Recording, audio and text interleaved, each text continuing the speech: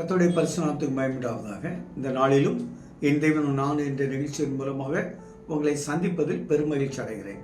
இந்த நாளுக்கான தேவ வார்த்தை, நம்ம ஏசப்பா நம்மளை ஒருத்தருக்கு கைக்கு கொடுக்க மாட்டார். ஒருத்தனை எடுத்துக்கிடலான்னா அதுக்கு அனுமதிக்க மாட்டார். சாத்தாங்கையிலையும் கொடுக்க மாட்டார். ஏன்னா அவருடைய பிள்ளைகளாக அவருடைய உள்ளங்கையில் உங்களை வைத்திருக்கிறார். வாசி கேட்போம். யோவான் எழுதின புஸ்தகம் 10வது அதிகாரம் 28வது வசனம். நான் அவைகளுக்கு நித்திய ஜீவனை கொடுக்கிறேன். ரொம்ப நல்ல வார்த்தைங்க. நித்திய ஜீவனை, எவர்லாஸ்டிங் லைஃபை கர்த்தர் நமக்கு அனுமதித்து இருக்கிறார்.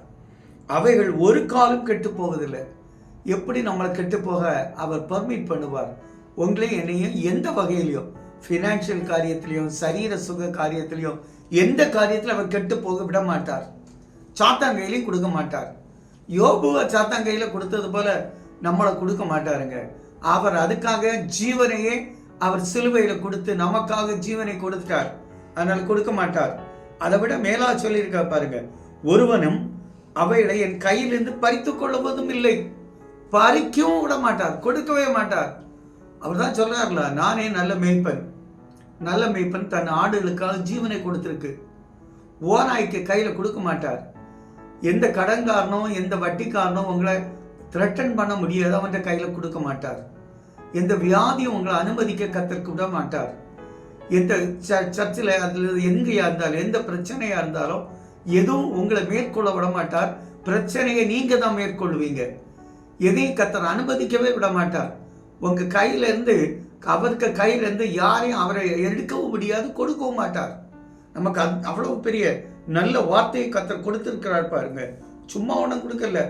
நானே நல்ல வைப்பன் சொன்னவர், பிதா என்னை அறிந்திருக்கிறது போல நான் பிதாவை அறிந்திருக்கிறது போல கத்தர் ஏசப்பா உங்களை என்னை நன்கு அறிந்திருக்கிறார். நம்முடைய ஜீவன் எவ்வளவு பலனா இருக்கிறோம், நான் எவ்வளவு சுகத்தோடு இருக்கிறோம்னு அவர் அறிந்து வைத்திருக்கிறார். நம்ம எது கவலைப்படுறீங்க? நான் எதுக்கு கவலைப்படணும்? எவ்வளவு அழகான கத்தர். அவர் சொன்ன வார்த்தை உண்மைங்க. அதனால்தான் நான் என்னுடைய வேலை அறிந்திருக்கிறேன், என்னுடைய வேலை அல்லாமல் அறியப்பட்டு இருக்கிறேன். நம்மளை சரியா அறிந்திருக்கிறார், அறிந்து வைத்திருக்கிறார். நம்ம அதை பற்றி கவலையப்படாத, உங்க லைஃபை பற்றி கவலைப்படாதுங்க, எதிர்காலத்தை பற்றி கவலைப்படாதுங்க.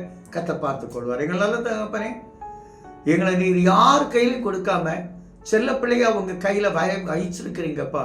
அதற்காக கோடி ஸ்தோத்திரம் செலுத்துகிறோம். துதிகரமாய் மேலும் செலுத்துகிறோம். இயேசுவின் நாமத்தில் ஜெபம் நல்ல பிதாவே, ஆமென்.